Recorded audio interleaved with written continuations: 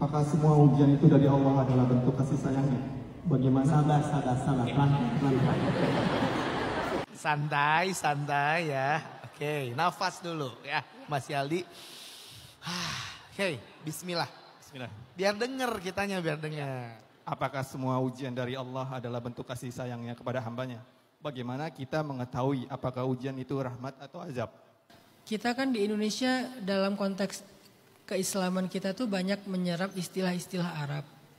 Kemudian kita terjemahkan kadang-kadang gak tepat. Akhirnya kita bingung sendiri dengan maknanya. Jadi saya akan perjelas istilah-istilah tentang ujian. Ada 3 istilah. Istilah yang pertama namanya musibah. Musibah itu bahasa Arab. Musibah, asaba, yusibu, isabah, musibah. Alladzina idza asabathum musibah.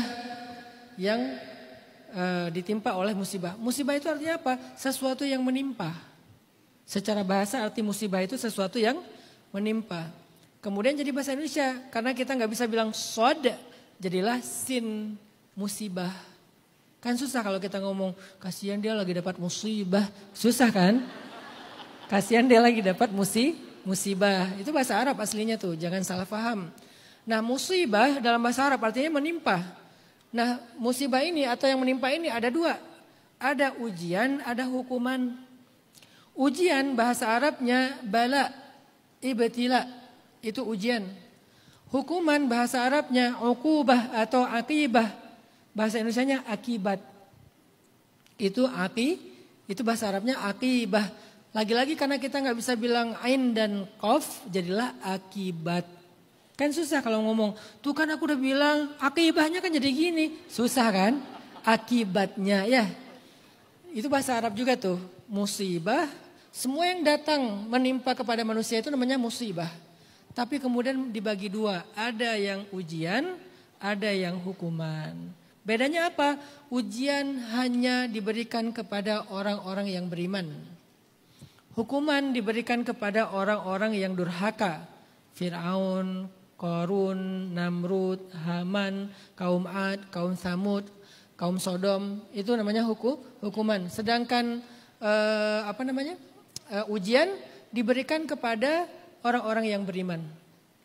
Jadi orang beriman juga dapat musibah. Tapi bentuknya ujian. Secara bentuk ujian sama hukuman ini hampir-hampir mirip nih. Sama-sama kehilangan, sama-sama berkurang, sama-sama sakit. Cuman fungsinya beda. Ujian Allah turunkan untuk mengangkat derajat dan menggugurkan dosa. Artinya ujian itu tidak ada yang mencelakakan. Pasti menyelamatkan. Cuman memang dilewati dengan air mata. Tapi menyelamatkan. Gak ada yang mencelakakan. Sehingga kalau kita beriman, kita taat kepada Allah, kita baru hijrah tiba-tiba diuji, insya Allah ujian itu gak akan mencelakakan kalian. Jangan berputus asa. Banyak orang yang berpikir, kenapa ya setelah saya berhijrah malah saya diberikan ujian. Ya emang kayak gitu sunnatullahnya. Untuk menggugurkan dosa-dosa kita di masa lalu mengangkat derajat kita di masa yang akan datang. Mengangkat derajat itu artinya apa? Diangkat value kita di mata Allah dan di mata manusia. Itu tujuan dari ujian. Makanya orang yang paling banyak diuji itu para nabi. Kemudian para solehin. Sedangkan hukuman tujuannya untuk membinasakan. Bukan untuk menyelamatkan. Ini kebalikannya. Kalau ujian untuk menyelamatkan, hukuman untuk membinasakan. Manusia diuji dan dihukum dengan yang dia suka dan yang dia tidak suka. Kalau kita kadang-kadang diuji dengan yang kita suka.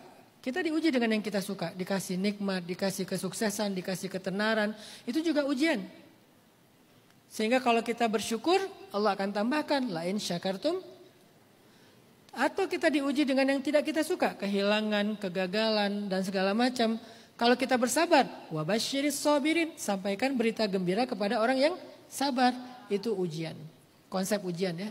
Tapi kalau hukuman, kadang dihukum dengan yang disukai dan yang tidak disukai. Kalau yang tidak disukai, dihancurkan. Kalau yang disukai apa?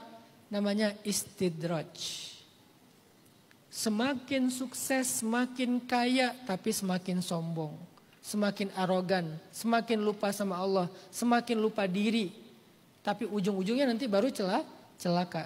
Jadi tetap dua-duanya disebut dengan nama musibah.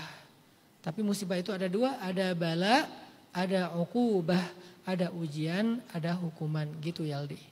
Allahu a'lam.